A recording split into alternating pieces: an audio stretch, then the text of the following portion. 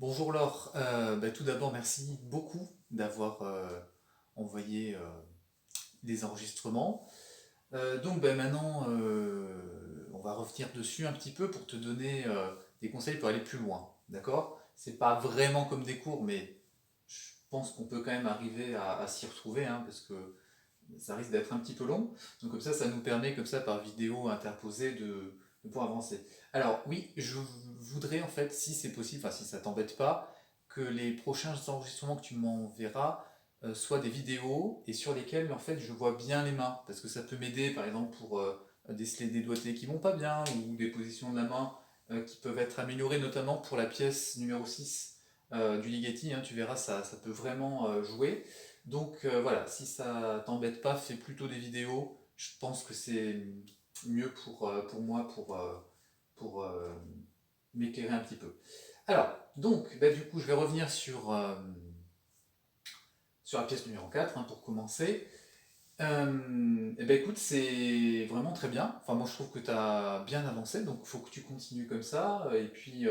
Alors, ce qui manque un peu, je trouve, c'est un peu pépère. Voilà, tout simplement. Alors, du coup, en fait, ce qui est embêtant, c'est que tu as une pulsation à la noire. Alors, tu me diras, oui, mais c'est une valse. Et oui, mais tu te souviens, dans le Tchaïkovski, on avait travaillé là aussi sur comment avoir une pulsation soit à la noire, soit à la mesure. Donc là, je pense qu'on pourrait s'acheminer plutôt vers une pulsation à la mesure, surtout que Ligeti a donné une pulsation à la blanche pointée. D'accord? Donc là, c'est vraiment une pulsation à la mesure qu'il faut que tu aies. Et tu vas voir, ça va t'aider à en même temps aller un peu plus vite, parce que c'est vrai que c'est pépère, ce que tu fais, et en même temps que ça paraisse pas non plus hyper rapide. Donc ça donnerait quelque chose comme ça.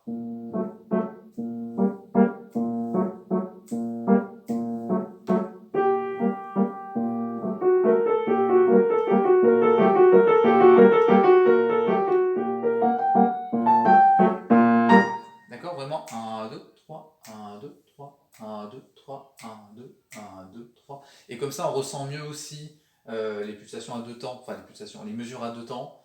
Et ça, je pense, c'est vraiment super. Donc voilà, je t'encourage à chercher de ce côté-là. Alors, il y avait ça, et puis maintenant, il faut aussi que tu rentres dans l'interprétation, vraiment, avec le terme gracioso, là, qui est utilisé par Ligeti. En même temps, le rubato, hein, tu te souviens, dans la petite note en bas de page, il en parle, hein. La liberté. Je pense qu'il y a une sorte d'élégance aussi avec la possibilité de pouvoir varier le tempo. Alors tu t'en sers, mais plutôt à la réexposition, à la fin, c'est vraiment beaucoup mieux.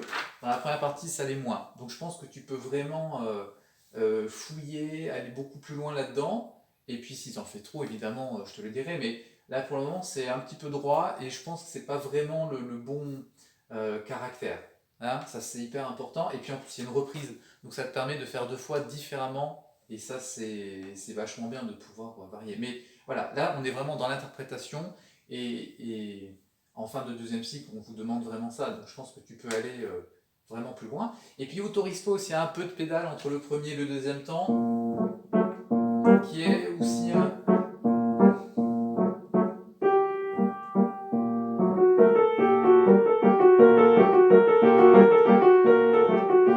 petit peu de mélange de sons, hein, parce que là c'est un peu sec et du coup je pense que voilà, autorise-toi un petit peu de pédale entre le premier et le deuxième temps. Le fait de mettre le pied, ça va aussi aider la main à avoir un appui, donc voilà, plein de choses euh, qui peuvent aller dans le même sens.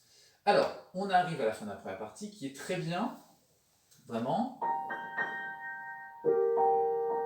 Et là, quand tu repars, c'est trop fort. D'accord, on est encore piano. Et là, il va y avoir un fortissimo. Ensuite, d'accord, donc tu repars bien piano. Là, ce que tu m'as fait, c'était trop fort. Et à de nouveau mezzo piano. Et ensuite fortissimo, d'accord. Les contrastes sont pas assez saisissants, d'accord. Tu y penses, mais là aussi il faut aller plus loin. Vraiment que ça nous surprenne, hein. On aura ça aussi dans la pièce numéro 6. Je vais y revenir après, d'accord. Et puis c'est tout. Je crois que c'est seulement euh, ça qui m'a embêté dans la deuxième partie. Donc pulsation à la mesure, interpréter davantage avec les roues bâties, tu sais, de l'orgue de Barbarie, avec la variation de vitesse de la manivelle, et puis plus de contraste dans la deuxième partie. N'hésite pas à tricher un petit peu, à faire plutôt piano que mezzo piano. D'accord? Ça, je pense que ça peut aussi t'aider à créer des contrastes. Voilà, ça c'était pour la pièce numéro 4. Vous avez vu, il n'y a pas grand chose. Alors, pour la numéro 6, peut-être que tu peux aller aussi un petit peu plus loin au niveau du tempo, mais ça, il faut vraiment que tu te sentes à l'aise. Hein, ça, c'est important. Il n'y a que toi qui peux juger si tu peux vraiment lancer les choses ou si tu préfères encore un petit peu les contrôler, sachant qu'à la fin, il faudra quand même que tu les lances. Alors, je vais revenir un petit peu de façon linéaire. Hein, donc, au début, c'est très bien. Plus de crescendo. Hein, à la fin de la première phrase, là.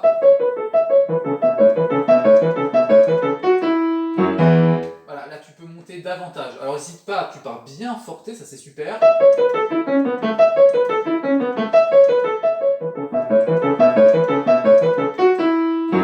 À repartir un petit peu moins fort au début du crescendo. Je ne sais pas si je te l'avais dit, mais ça, c'est un truc qui marche très très bien. Voilà. Alors, ensuite,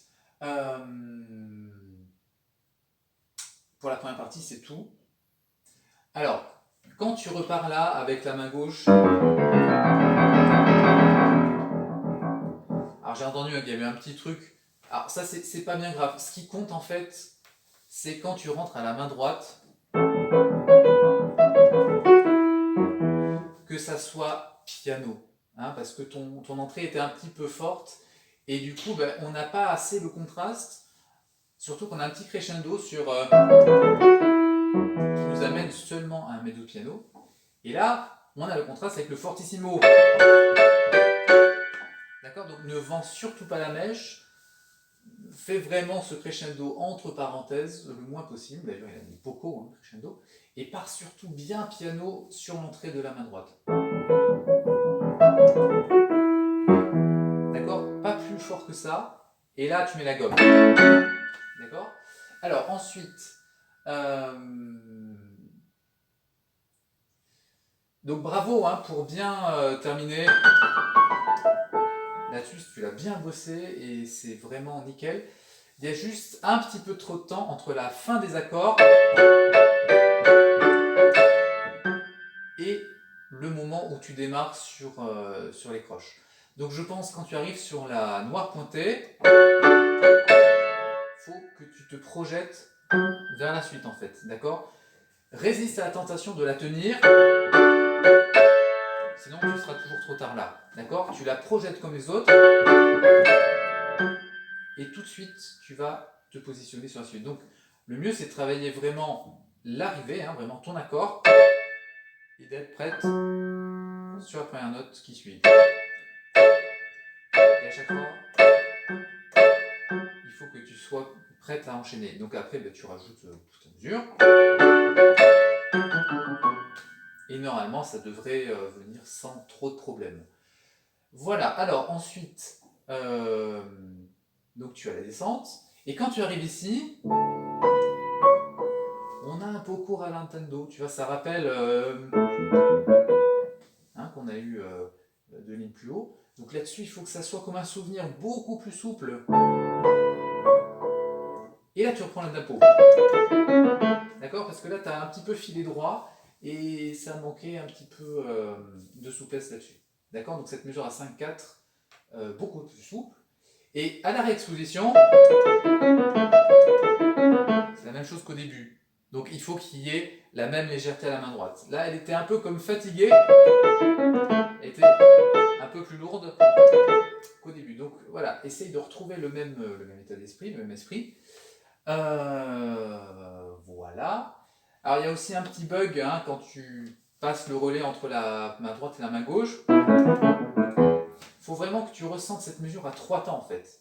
D'accord? On a eu 1, 2, 1, 2, 1, 2. Et là d'un coup on a 1, 2, 3. 1, 2, 3. D'accord? Donc essaye de switcher hein, de cette mesure à 2 temps lent, puisqu'on est à la blanche, à une mesure à 3 temps rapides. 1, 2, 1, 2, 1, 2, 3, 1. et c'est tout, hein, la fin est vraiment très bien. Ah si, juste, oublie pas, hein, la dernière mesure c'est à tempo. Donc il faut prendre des risques et travailler la dernière mesure pour la faire vraiment papam. D'accord? Fortissimo, piano, avec un coup de pédale et le tout au tempo. D'accord? Donc il y a encore un tout petit peu de boulot sur la dernière mesure, courage. Et puis voilà. Alors, c'est tout pour aujourd'hui. Alors, concernant la suite des choses, donc ça, tu vas continuer à les avancer, mais étant donné que l'examen va être repoussé, probablement pour dans assez longtemps, je pense que ça serait judicieux de démarrer une nouvelle pièce. Hein, qu'on laisse le Tchaïkovski tranquille, parce que, bah, a priori, enfin, sauf s'il est repoussé dans quelques semaines, euh, bah, on a quand même beaucoup de temps, et tes Ligeti sont bien avancés. Donc, je pense que ça serait bien que tu les termines, évidemment, enfin que tu les poursuives, et qu'en même temps, on commence autre chose. D'accord? Donc, j'attends que tu me dises si ça te paraît une bonne idée ou pas, parce que je ne sais pas du tout après comment tu gères avec le travail scolaire. Donc voilà, à toi de me dire si ça te paraît judicieux ou pas encore. D'accord? Donc voilà, tu me diras ce que tu en penses. Et si c'est le cas, ben, je me mettrai en quête d'une autre pièce qui puisse te convenir. D'accord? Voilà, et ben écoute, t'as plus qu'à. Et puis ben, je te souhaite un bon travail et bon courage avec cette période assez particulière. À bientôt!